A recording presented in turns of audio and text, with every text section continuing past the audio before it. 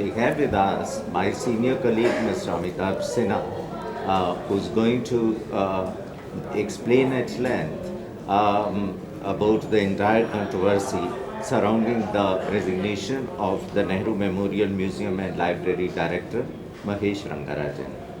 Uh, Amitabh, what do you think actually led to this entire chain of events, Mr.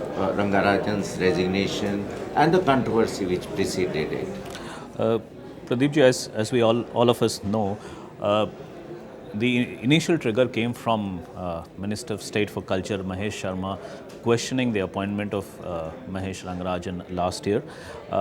He called it unethical because the appointment came just 3 days after the previous government was voted out of power. There's nothing illegal, and it was only a question of propriety. So there's nothing that makes the appointment illegal. But he, by questioning his appointment, he actually made it untenable for Mr. Rangarajan to continue in his job. And that's why Rangarajan, being a person with very high credibility, he resigned. His resignation was not accepted by the Executive Council earlier, but he resigned again. He insisted, and finally, his resignation was accepted yesterday. I mean, it was only to be expected. The way the entire process has gone, Mahesh Sharma might not have asked formally for his resignation, but he clearly had this in mind. He made his continuance entirely untenable. Yeah, by calling it unethical. Unethical, yes. Now, do you think it's a part of a larger game plan, or it is just one isolated development? Uh, I think, again, Pradeep ji, you would know much better than anyone else. BJP has been very deeply uncomfortable with the dynasty as such.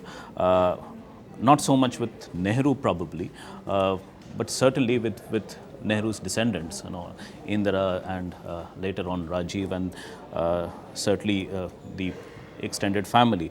So this part of when Mahesh Sharma talked about purging Indian culture of pollution and Western influences, what he left unsaid was purging the Indian cultural system and probably cultural institutions of the influences of Nehru-Gandhi dynasty. That was left unsaid, but it was very clearly implicit in what he said. So what we will probably see, and it's entirely unexpected. In fact, what was surprising that it came to so long it took so long in coming, actually, 1.5 years almost.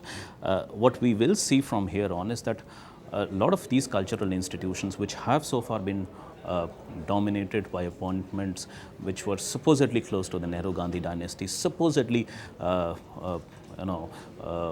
a left-leaning ideology, these would now be filled up with people who are supposedly close to, BJP ideology, with RSS background. There are lots of cultural institutions in this country. Quite a few of them are vacant as of now. They have been vacant for several years.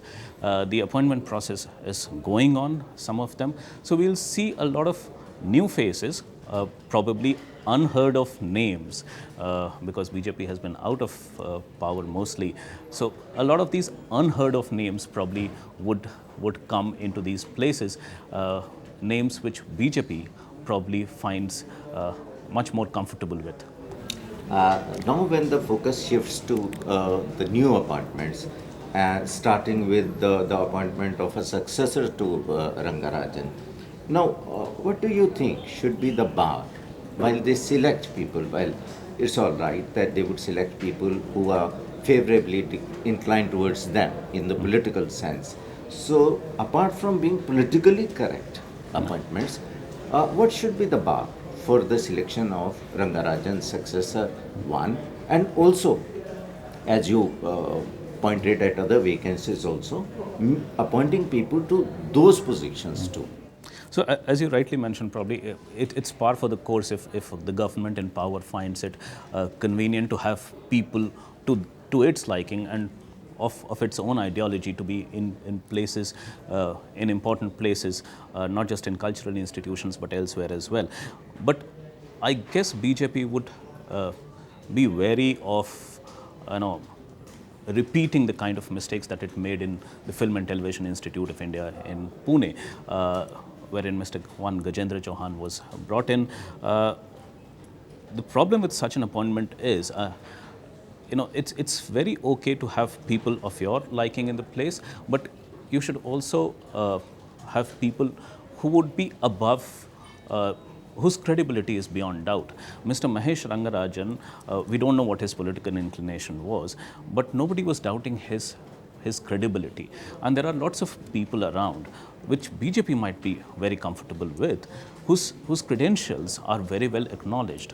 So when they are looking around for people to appoint in these cultural institutions, I think they should be, they should be careful enough to look for people whose whose political inclination should be whatever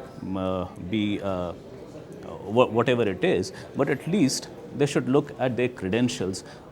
Those should be unimpeachable credentials. I think that should be one criteria which BJP should be very careful about while looking for appointments. Unimpeachable credentials. That is what the bar should be, as Amitabh Sinha has pointed out. That is where the entire focus rests now, and that's all from us for tonight. Keep watching. Thank you.